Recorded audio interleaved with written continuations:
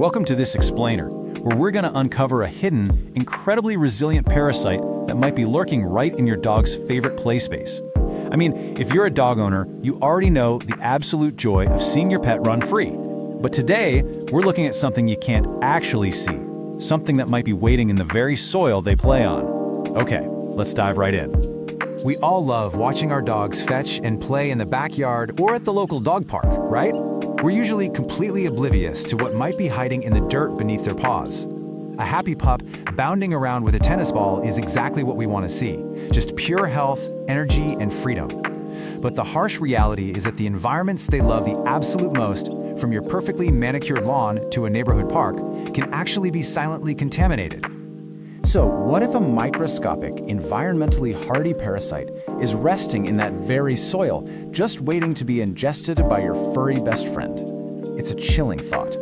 We spend so much time worrying about the dangers we can actually see, things like ticks or fleas or cars, but the most insidious threats are often the ones that are literally invisible to the naked eye. Let's look at exactly what this threat is and how it gets there in the first place. Let's kick things off with Section 1, the hidden yard threat. We need to explore exactly how the canine whipworm, known scientifically as Trichuris vulpes, contaminates your local dog park or even your own backyard. It all starts with the life cycle of this remarkable, albeit terrifying little nematode, and a pretty staggering number, 2,000. A single female whipworm can lay up to 2,000 eggs every single day. Think about that for a second. If your dog has even a mild infection of just 10 adult female whipworms, that is 20,000 eggs being deposited into your yard on a daily basis.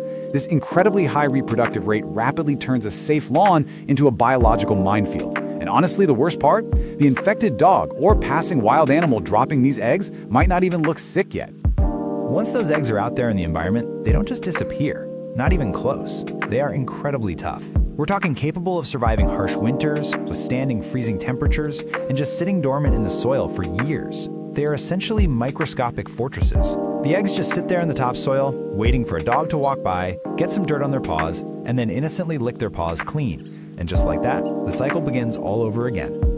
Which brings us to Section 2, inside your dog's body. Once swallowed, these resilient eggs hatch and begin a highly destructive journey inside your dog's intestinal tract. Make no mistake, this isn't some passive parasite, it is an active invader. The contrast in a dog's health can be absolutely heartbreaking to witness. An infected dog can go from being energetic and happy to severely ill, lethargic, and even requiring intravenous fluids at the veterinary clinic. How does it get this bad? Well, the adult whipworms act a lot like little vampires. They have this whip-like shape, and they use a tiny oral stylet to literally lacerate and burrow into the lining of your dog's bowel, specifically the cecum and the colon. They literally tunnel underneath the tissue to feed on blood and bodily fluids. So the crucial point here is recognizing what this internal damage actually looks like from the outside. If the infestation is severe, your dog may suffer from pure blood diarrhea, dramatic weight loss, and anemia simply because the worms are literally draining their blood. You might see severe dehydration and life-threatening electrolyte imbalances. In extreme, untreated cases, it can absolutely lead to death. However, and this is a big however, it's vital to note that many early or mild infections show absolutely no signs at all.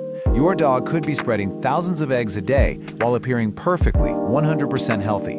And that leads right into Section 3, the diagnosis dilemma. Now, you might be thinking a quick trip to the vet with a stool sample will easily solve this, right? Well, diagnosing whipworms is actually notoriously frustrating. The main culprit for this diagnostic headache is what parasitologists call the pre-patent period. This is the 74 to 90-day hiding phase right after the initial infection. For nearly 3 full months, the juvenile worms are developing and tunneling into your dog's bowel mucosa, causing severe internal damage and making your dog incredibly sick. But because they haven't actually matured into adults yet, they aren't laying eggs. Standard veterinary fecal tests are looking for those eggs. So if there are no eggs yet, the test comes back completely clean, even though the worms are already inside wreaking havoc. Furthermore, even when they do finally mature into adults, they don't release those 2,000 eggs in a steady, predictable stream. They only shed eggs intermittently. This means your sick dog might test negative multiple times on standard fecal exams. You could literally bring in a sample on a Monday and get a negative result. But if you had brought one in on Wednesday, it might have been positive. This high rate of false negative tests is a real problem because it often delays crucial care, allowing the dog's condition to just keep worsening. Okay, let's move to section 4, treating the infection. So, once you finally get an accurate diagnosis, whipworms throw us yet another curveball. You cannot just run down to the pet store and rely on a standard over-the-counter dewormer. Many common dewormers use an ingredient called pyrantel pamoate. Now that's great for roundworms, but it will have absolutely zero effect on whipworms. None. You need specific veterinary prescription medications, and it isn't just a simple one-and-done pill either. The treatment requires a frustrating multi-month protocol. Because the medications generally only kill the adult worms and not the juveniles tunneling in the intestinal walls, you have to play a waiting game. Month 1, you give a dose that kills the adults currently feeding. But remember those juveniles hiding in the tissue? Yeah, in month 2, you have to dose again as those juveniles mature into adults, and then in month 3, you give a final dose to eliminate the absolute last of the stragglers. If you stop at month 1, just because your dog looks better, the juveniles will mature, start laying eggs again, and boom, you are right back where you started.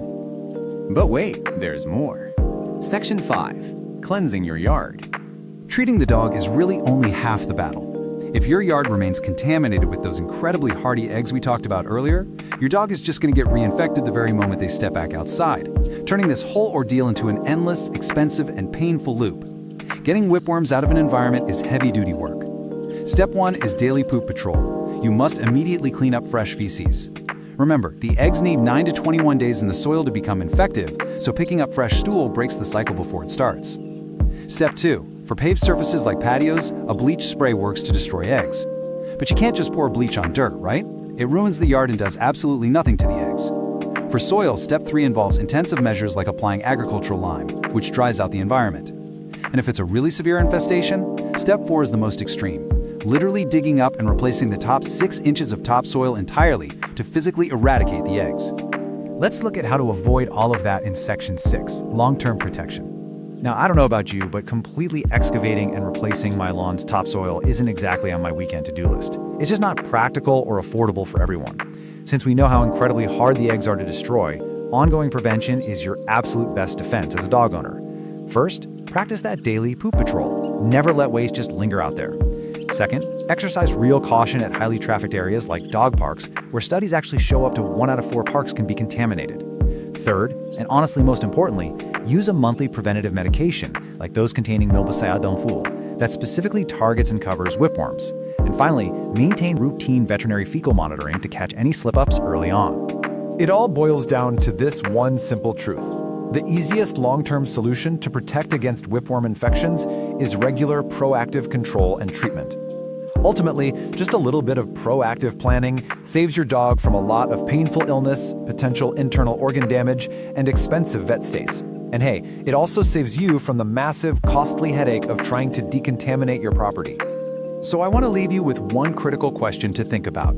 Does your dog's current monthly preventative actually protect against whipworms? Many popular heartworm and flea medications do not automatically cover this specific resilient parasite. Go check your pet's medication box today. Call your vet if you aren't absolutely sure. Make certain your dog is protected against this invisible threat. Thanks so much for joining me for this explainer, and here's to keeping our yards safe and our dogs healthy.